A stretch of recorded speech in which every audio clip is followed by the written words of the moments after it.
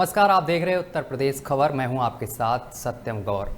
आपको बता दें कि आगरा सीधे खबर करते हैं। आगरा में पटाखा बिक्री के लाइसेंस निरस्त कर दिए गए हैं। साथ ही ग्रीन पटाखों पर भी बैन लगा दिया गया है। वहीं प्रतिबंध लगाने के बाद दुकानदारों के लिए जारी हुए अस्थायी लाइसेंस भी जिला प्रशासन ने निरस्त कर दिए हैं। प्रशासन ने स्पष्ट कर दिया है कि ग्रीन पटाखे भी नहीं चलाने के निर्देश दिए हैं, क्योंकि इनकी कोई स्पष्ट परिभाषा नहीं है। दिवाली पर 3 दिन के लिए पटाखों की दुकान लगाने को जो अस्थायी लाइसेंस जारी किए गए थे, उन्हें तत्काल प्रभाव से निरस्त कर दिया गया है। साथ ही पटाखों के प्रयोग पर सख्त कार्रवाई भी की जाएगी। वहीं आपको बता दें कि एडीएम सिटी ने बताया है कि ग्रीन पटाखों पर भी पूरी तरह से प्रतिबंध लगा दिया गया है, इसीलिए किसी भी तरह के पटाखों का प्रयोग नहीं होगा।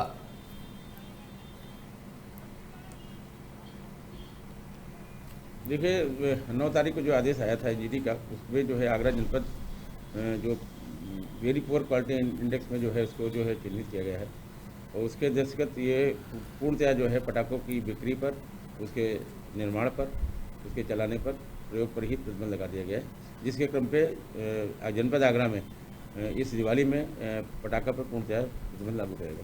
भाई पटाखा चलाने के लिए एनटीए द्वारा मना कर दिया गया है कि पटाखा बाजार नहीं लगेगा, लेकिन हम लोगों ने पटाखे के लिए दुकान का आवंटन मिल गया, हमको लाइसेंस के लिए पैसा जमा हो गया, हम लोगों ने पैसे का माल के लिए बुकिंग कर दी हमने। उसके बाद पटाखा चलाने के लिए मना कर दिया गया, पटाखा ना चलेगा ना बिकेगा। अगर यही बात हमें जैसे राजस्थान के अंदर 15 दिन पहले 20 दिन पहले घोषणा हो चुकी थी कि पटाखा नहीं चलेगा, तो पटाखा नहीं खरीदा दुकान। दिल्ली में पहले से घोषणा थी नहीं चलेगा, ऐसे तो हरियाणा में भी घोषणा थी नहीं चलेगा, लेकिन हरियाणा 2 घंटे के लिए खोल दिया गया, तो हरियाणा में पटाखा चलेगा।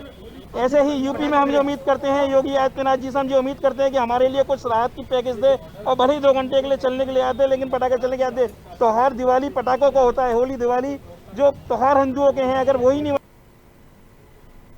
उत्तर प्रदेश सरकार की नीतियों के खिलाफ अमेठी जनपद मुख्यालय गौरीगंज में जिले भर की कस्तूरबा गांधी आवासीय बालिका विद्यालय की सभी असंकलित अध्यापिकाएं धरने पर बैठी हैं। आपको बता दें कि सरकार के निर्देशों के बाद छटनी करके अध्यापिकाओं को बाहर निकाला दिया गया था, जिसके बाद जानकारी के मुताबिक आपको बता दें कि धरने पर बैठी एक शिक्षिका की तबीयत बिगड़ गई, जिसके बाद आपको बता दें कि जिला बेसिक शिक्षा अधिकारी विनोद कुमार मिश्रा जनपद आपको बता दें कि विनोद कुमार मिश्रा धरना स्थल पर पहुंचे और महिला शिक्षकों से बातचीत कर समाधान निकालने का आश्वासन दिया है।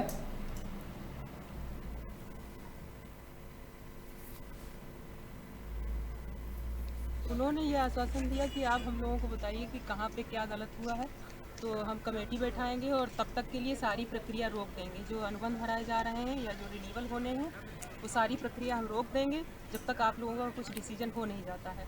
और उन्होंने इस बात को भी एक्सेप्ट किया कि 2013 के बाद जो नियुक्तियाँ हुई हैं वो गलत हुई हैं, तो उसका खामियाजा सर हम लोग क्यों भुगतें। तो उन्होंने कहा है इस बारे में भी हम दिखवाएंगे, जहाँ पे जो गलत होगा उसको हटा के और आप लोगों का समायोजन करने का पूरा प्रयास करेंगे, ये आश्वासन दे दी गई। इन लोगों की मांगें अपने समायोजन के संबंध में है, और अभी हमने इन्हें आश्वासन दिया कि हम लोग जिला स्तरीय कमेटी की एक बैठक करवा के इनमें पर्टिकुलर इन 4 टीचर्स को समस्या है, जिन जनपद से 19 लोगों को जो है शासनादेश के क्रम में बाहर किया गया है। देखते हैं इन लोगों की जो मांग है उसको मैन टू मैन हम लोग अभी मार्क करेंगे कमेटी के सामने, और इनमें अगर इनके समायोजन की कोई स्थिति बनती है तो निश्चित रूप से इनका समायोजन जिले के स्तर पर कर दिया जाएगा। अगर किसी भी तरीके के मार्गदर्शन।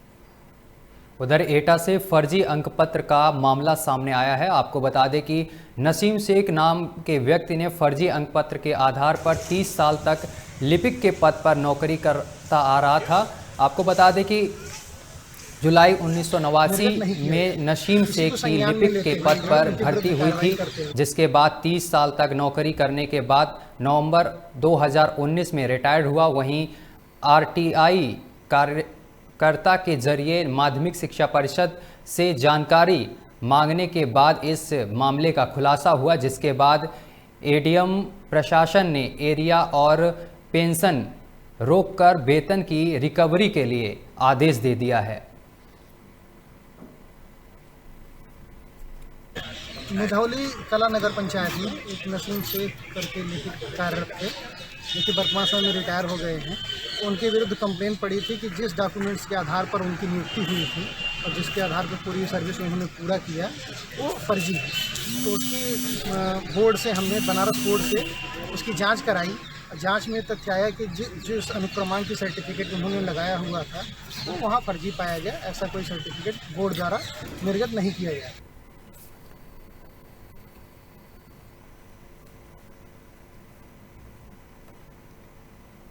मेधावली कला नगर पंचायत में एक नसीम शेख करके लिपिक कार्यरत थे, जो कि वर्तमान समय में रिटायर हो गए हैं। उनके विरुद्ध कंप्लेंट पड़ी थी कि जिस डॉक्यूमेंट्स के आधार पर उनकी नियुक्ति हुई थी और जिसके आधार पर पूरी सर्विस उन्होंने पूरा किया वो फर्जी है। तो उसकी बोर्ड से हमने बनारस बोर्ड से उसकी जांच कराई। जांच में यूपी उपचुनाव में अपनी एक सीट जीतकर समाजवादी पार्टी ने एमएलसी उम्मीदवार राम सिंह राणा को लखनऊ में एमएलसी प्रत्याशी के रूप में उतार दिया है। वहीं एमएलसी उम्मीदवार ने कहा है कि ये चुनाव युवाओं का चुनाव है, जो युवाओं का दर्द समझ सकता है। मैं 24 साल से युवा छात्रों के साथ हूं और मैं उनका दर्द समझ सकता हूं। वहीं उन्होंने कहा है जीत हमारी ही होगी।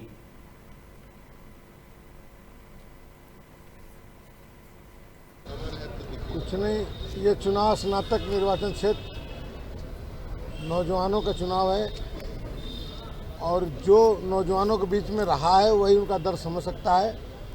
और हम लोग जैसे छात्र राजनीति 24 साल से मैं छात्रों और नौजवानों के बीच में हूँ और जो आज की डेट में ये एमएलसी का जो पद है स्नातक का, ये शिक्षा का जो व्यापार करते हैं लोग, उन्हीं लोगों के पास है और वही लोग काबिज है। लगातार काफ़ी दशकों से हमारे विश्वविद्यालय के पूर्व वाइस चांसलर थे हरिकृष्ण अवस्थी जी, 35 साल वो रहे और फिर इस समय भी बड़े संस्थान का जो प्रबंधक हैं उन्हीं के परिवार के लोग आज भी हैं 18 साल से।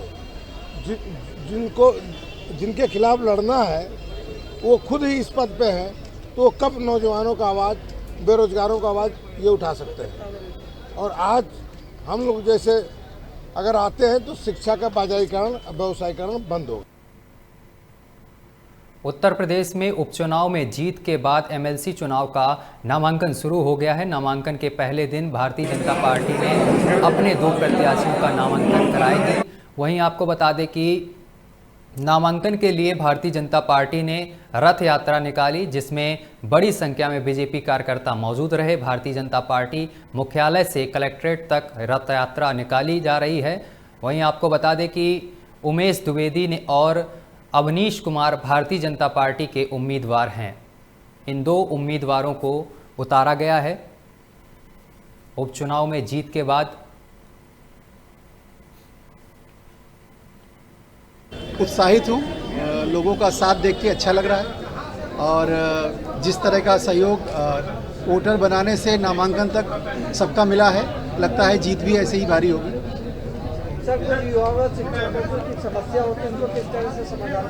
युवाओं और शिक्षकों की समस्या के लिए अगर आप सब मुझे चुन के विधान परिषद में भेजते हैं तो आप ये मानिए आपका एक भाई लगातार आपकी आवाज़ उठाता रहेगा सदन में। वर्तमान में भारतीय जनता पार्टी का प्रत्याशी आज नामांकन के लिए आया हूँ अपने सभी शिक्षकों के लिए, चाहे वो वित्तहीन शिक्षक हों, सदर शिक्षक हों, एडेड के हों, राजकीय के हों, चाहे उच्च शिक्षा के हों, टेक्निकल के हों, उनको न्याय दिलाना, सामाजिक, आर्थिक, राजनीतिक उनको न्याय दिलाना हमारा लक्ष्य है। उत्तर प्रदेश के मुरादाबाद में विद्युत विभाग ने विद्युत चोरी करने वालों के खिलाफ अभियान चलाया है। लाइट चोरी करने वालों में उस समय हड़कंप मच गया जब विद्युत विभाग के अधिकारी पीएसी के साथ शहर में सड़कों पर उतर गए। और आपको बता दें कि जनपद में सबसे ज़्यादा विद्युत चोरी हो रहे बिजली घर तहसील स्कूल के क्षेत्र रेती स्ट्रीट में पहुंचे और आपको बता दें कि हर एक विद्युत मीटर को चेक किया गया है यहाँ पर, जिसमें कुछ उपभोक्ता चोरी कर रहे थे और कुछ मीटर भी टेम्पल पाए गए। उन पर विद्युत विभाग की तरफ से कार्रवाई की जा रही है। ये हमारा रेती स्ट्रीट में सबसे ज़्यादा हाई लाइन लॉस ज़्यादा है, सबसे ज़्यादा है, इसीलिए यहाँ पे चेकिंग अभियान चलाया जा रहा है। और यहाँ कई बार प्रयास किया गया लेकिन लाइन लॉस इसका कम नहीं हो रहा है, इसीलिए थोड़ा सा फोर्स लगा करके हम लोग कर रहे हैं कि एक एक कनेक्शन की चेकिंग हो जाए। लोगों में थोड़ा विरोध हो जाता था यहाँ पे हमारे ऊपर। हाँ, कुछ पाए गए, मिल रहे हैं, टेम्पर मिल रहे हैं। जी जी जी मिल रहे हैं सर, जो हमारे यहाँ विभागीय तरीका है। प्रतापगढ़ से अस्पताल में व्यवस्था को उजागर करने और मानवता को शर्मसार करने की मामला सामने आया है। आपको बता दें कि जिला अस्पताल में स्ट्रेचर न मिलने से महिला अपने बीमार पति को पीठ पर उठाकर इलाज कराने पहुंची, जिसके बाद भी पति को पीठ पर टांग कर वो इलाज कराने के लिए अस्पताल परिसर में पहुंची। वहीं डॉक्टरों के चक्कर काटती रही, इसके बाद भी उसे समय पर इलाज नहीं दिया गया। अस्पताल प्रशासन महिला को एक स्ट्रेचर तक उपलब्ध नहीं करा पाई। वहीं गैर जिम्मेदाराना बयान देते हुए मुख्य चिकित्सा अधिकारी पीपी पांडे ने बताया है कि अस्पताल में स्ट्रेचर 5 से 6 रहते हैं और मरीज 500 आते हैं, तो महिला ने ही इंतज़ार नहीं किया होगा।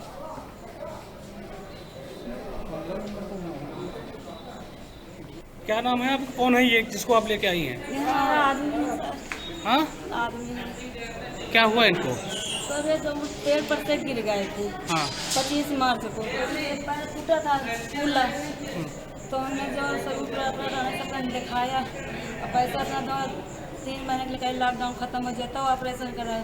वही वजह यहाँ तो पैर और आवाज़ एकदम चली गई।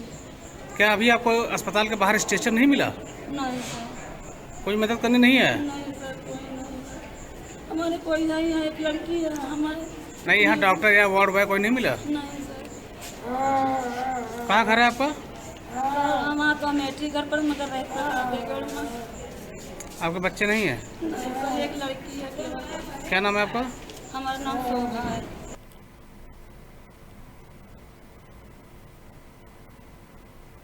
वाराणसी से अपहरण का मामला सामने आया है। बताया जा रहा है कि जिला मुख्यालय पर मुकेश चंद्र मौर्य नामक युवक का अपहरण कर लिया गया।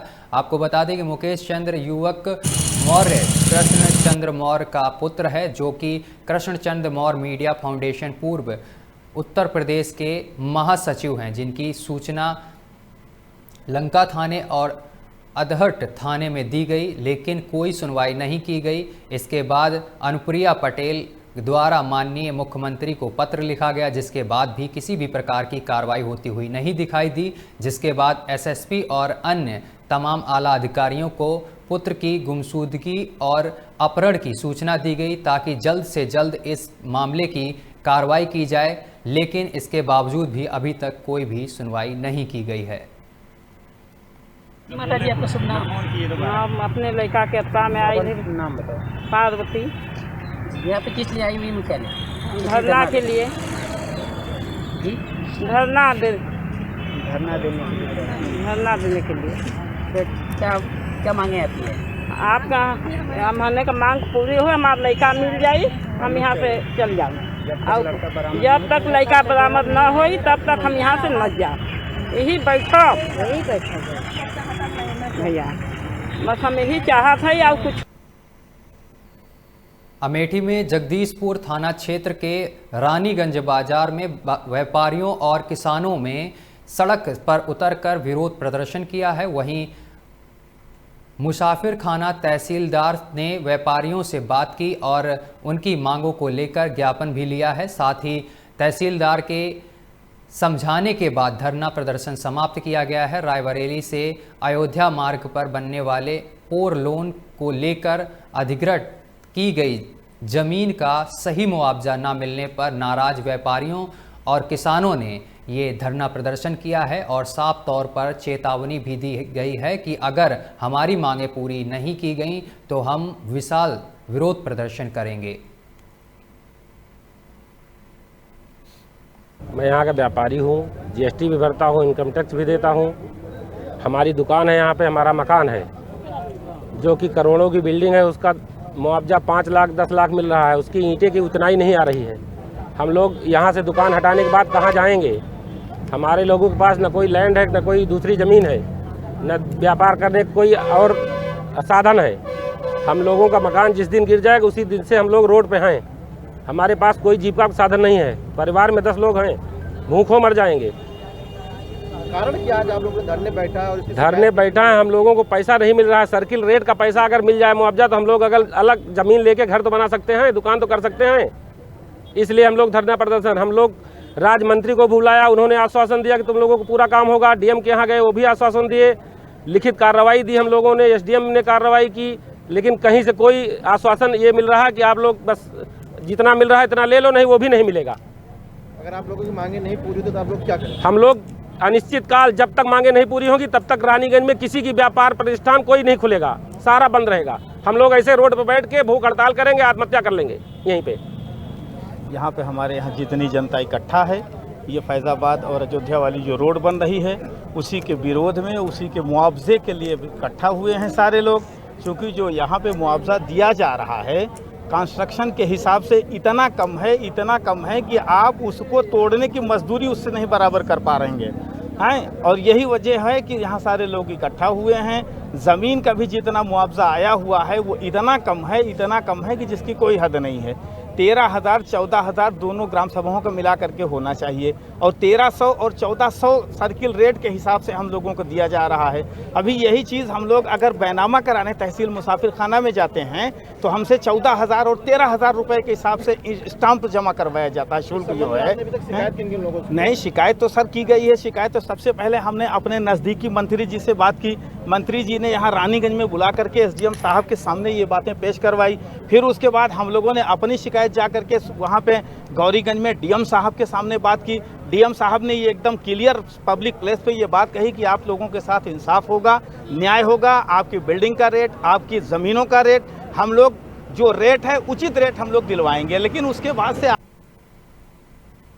उत्तर प्रदेश के चंदौली से आवास घोटाले का मामला सामने आया है। बताया जा रहा है कि विकासखंड चकिया से फिरोजपुर गांव से आवास घोटाले की लगातार शिकायतें मिल रही थी, जिसके चलते जिलाधिकारी के निर्देश पर जांच के लिए गांव में 3 स्तरीय टीम भेजी गई है। आपको बता दें कि जांच की इस दौरान ग्रामीणों ने गांव में आवास निर्माण की असलियत को अधिकारियों के सामने रखा। बताया जा रहा है कि ग्राम प्रधान के जरिए आवास आवंटन में किसी तरह अनियमितता बरती गई है। इसी दौरान तिलमिलाए ग्राम प्रधान ने अधिकारियों के सामने ही ग्रामीणों को धमकी देते हुए नजर आए हैं।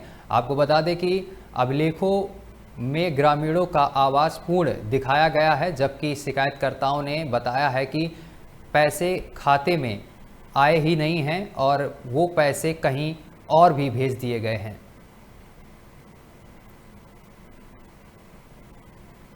मामला यह है कि साहब कि जैसे 20,000 नगद पैसा होल्ड में फंसा है, कोई का 10,000 नरेगा का कुल पैसा फसल है 16,000 मनरेगा का पैसा फंसा है। हाँ। कब आप काम किए थे? काम तब साहब अपना घर के आदमी का कुल कैले हुआ। अच्छा, फिर भी आपका पैसा नहीं मिला? नहीं मिला। कितना दिन हो गया है? अरे कितना दिन होगा, कुल 2 साल के लगभग। हमारा आवास यार बा नहीं मिलवा, नरेगा कले बारी वो न मनरेगो का कुछ न हमारे के नाल बाबू हमन के चाहत बा। हमन का करली कारली बूढ़ी बूढ़ा कुल बूढ़ा बाटी जा, हमन का कुछ नहीं मिला। अच्छा, आपको आवास भी नहीं मिला मनरेगा? नहीं देखा या शुगर हो गया, साज फूला लगल रोवत है तो साज फूला तो दवाई के बुझे हम जलत बाटी, खाली हमके चाहिए भैया लोगन वाले कर। अरे भैया हमन का जो हमें आवास के संदर्भ में शिकायत की, आवास की जांच की गई, कमेटी हमारी आई थी जिसमें डीसी मनरेगा, वीडियो नौगढ़ मैं था साथ में। शिकायतें थी कि नहीं आवास में, ये आवास जो बना हुआ है आवास बना नहीं है और गलत पूर्ण दिखा दिया गया, पैसा खाते में नहीं गया है। उसका जांच किया गया, तथ्यात्मक इसकी जांच कर ली गई है, जो सही होगा उसका निर्णय, उसका निष्कर्ष निकाल। कासगंज में पुलिस को बड़ी सफलता हाथ लगी है। आपको बता दें कि पुलिस ने ऑटो लिफ्टर गैंग का फंडा फोड़ते हुए 3 सातिर चोरों को गिरफ्तार कर लिया है। साथ ही चोरों के कब्जे से एक स्कूटी सहित 7 बाइक बरामद की हैं। बताया जा रहा है गिरफ्तार किए गए वाहन चोरों के खिलाफ विभिन्न आपराधिक मामले पहले से भी दर्ज हैं। दिनांक 11/11/2020 को कासगंज हाथरस मार्ग पर हमारी पुलिस की एक रेगुलर चेकिंग हो रही थी। उस चेकिंग के दौरान ही जो है 3 संदिग्ध लोग दिखाई पड़े और उनसे उनके वाहनों के विषय में पूछताछ की गई, तो वो कोई सही जवाब न दे सके। उसके बाद प्रॉपर तरीके से चेकिंग किया गया और भी गहनता से पूछताछ किया गया। उसके बाद में 6 मोटरसाइकिल और मिली। ये पूरी पूछताछ इनसे की गई तो ये अलग अलग जगहों के पीछे बता जाएंगे, उनका भी यहाँ पे इस तरीके से करते हैं, अपना प्रोसेस पूरा बताते हैं ये। तो इनकी जो लगभग जो एक मुलजिम है जिसके खिलाफ 13 मुकदमे हैं, इसमें जैसे राजा और हरी कांत है, इनके खिलाफ 13 मुकदमे हैं। अश्विनी है, इनके खिलाफ 10 मुकदमे हैं दर्ज हैं, और अभियुक्त मोनू इनके खिलाफ जो है।